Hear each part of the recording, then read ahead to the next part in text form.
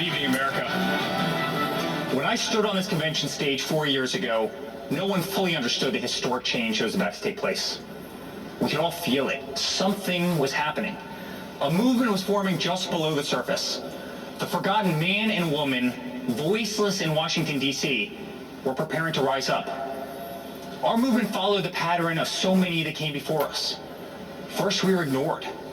Then we were laughed at. Then they fought us, and then, together, we won. From that moment forward, America came first. America started winning again. America became respected again. But with every movement, there's a counter-movement. In the view of the radical Democrats, America is the source of the world's problems. As a result, they believe the only path forward is to erase history and forget the past. They want to destroy the monuments of our forefathers. They want to disrespect our flag, burn the stars and stripes that represent patriotism and the American dream. They want to disrespect our national anthem by taking a knee while our armed forces lay down their lives every day to protect our freedom. They do not want the Pledge of Allegiance in our schools. Many of them don't want one nation under God. The Democrats want to defund and disrespect our law enforcement. The Democrats want an America where your thoughts and opinions are censored when they do not align with their own. President Reagan said, "Freedom is never more than one generation away from extinction. It must be fought for, and it must be protected." This is the fight that we are in right now, and it is a fight that only my father can win. My father ran not because he needed the job, but because he knew hard-working people across this great country were being left behind. The media mocked these patriots in the flyover states in which they lived. They ignored the Trump flags. They ignored the millions of MAGA banners and barns painted in red, white, and blue. The silent majority had no one fighting for them in either party. Their so-called leaders were bowing to China, bribing Iran, and spending more time worrying about how they'd be received by the elites in Paris than how Americans would provide for their families in Pittsburgh. Our family lost friends, but it only pushed us to fight harder. My father pledged to every American in every city, state, and town that he was going to make America great again. And so began the Great American Comeback.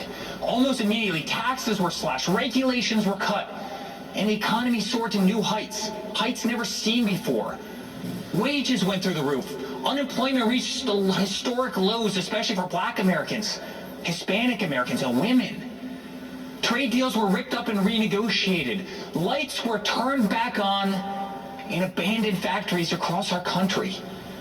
Trillions of dollars were repatriated back to the United States, which had been sitting in foreign lands for far too long. Once again, America became the envy of the world. And with that renewed strength came leverage. The president demanded that our allies pay their fair share for the defense of the Western world. My father rebuilt the mighty American military, adding new jets, aircraft carriers. He increased wages for our incredible men and women in uniform. He expanded our military defense budget to $721 billion per year. America was no longer weak in the eye of the enemy. The moment President Trump ordered special forces to kill some of the deadliest terrorists on the planet, the day the mighty Moab was dropped on insurgent camps, is the day America took a stance to never be defeated by the enemy. Al-Baghdadi, Soleimani, dead. Over and over, issue after issue, the economy, the wall, the military, trade deals, tax cuts, Supreme Court justices, VA hospitals, prescription drugs, school choice, right to try, moving the embassy to Jerusalem, peace in the Middle East. Never-ending wars were finally ended. Promises made and promises for the first time were kept. Most politicians spend their entire careers in Washington, D.C. and get absolutely nothing accomplished. For example, Joe Biden. Joe Biden is a politician who has been in government for 47 years. He's a career politician who's never signed the front of a check and does not know the slightest thing about the American worker or the American business, the engine which fuels the greatest economy the world has ever known. The same politician who has been a total pushover for communist China, and someone who would be a giant relief for terrorists, who now spend years running, hiding, and being taken out by the most talented military known to man. Joe Biden has pledged to raise your taxes by $4 trillion. 82% of Americans will see their taxes go up significantly.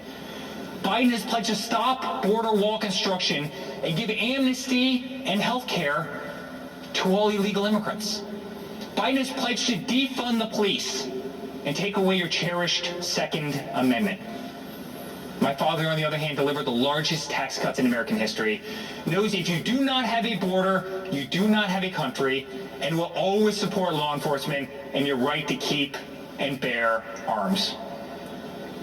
Every day, my father fights for the American people, the forgotten man and woman of this country, the ones who embody the American spirit, which is unlike anything else in the world. It built the New York City skyline. It built the Hoover Dam. And soon, under my father's leadership, it will send Americans to Mars. The American spirit can be felt in the majesty of the Grand Canyon, the shadows of Mount Rushmore, and the stillness of the air at Gettysburg. It can be seen in the wide-eyed wonder of every American child as they take their first breath in the greatest country the world has ever known. It defeated fascism, it defeated communism, and in 68 days it will defeat the empty, oppressive, and radical views of the extreme left. Ronald Reagan's quote ends with this simple warning. One day we could spend our sunset years telling our children what it was once like in the United States where men and women were free. Under President Trump, freedom will never be a thing of the past. That's what a vote for Donald Trump represents. It's a vote for the American spirit, the American dream, and for the American flag. To the law enforcement officer who's being attacked, betrayed, and whose job they are trying to make extinct, my father will fight for you. To all houses of worship and to all people of faith stripped of our religious freedoms and religious liberties, my father will fight for you. To the voiceless, shamed, censored, and canceled, my father will fight for you. To our farmers who work dawn to dusk to keep our plates full, my father will fight for you. To every single mother and father, to our veterans, our coal miners, and to the American worker, my father will fight for you. And to every proud American who bleeds red, white, and blue, my father will continue to fight for you. In closing, I'd like to speak directly to my father. I miss working alongside you every single day, but I'm damn proud to be on the front lines of this fight. I'm proud of what you are doing for this country. I'm proud to show my children what their grandfather is fighting for. I'm proud to watch you give them hell. Never stop. Continue to be unapologetic. Keep fighting for what is right. You are making America strong again. You are making America safe again. You are making America proud again. And yes, together with a forgotten man and woman who are finally forgotten no more, you are making America great again. Dad, let's make Uncle Robert very proud this week. Let's go get another 4 years. I love you very much. God bless you, and God bless the United States of America.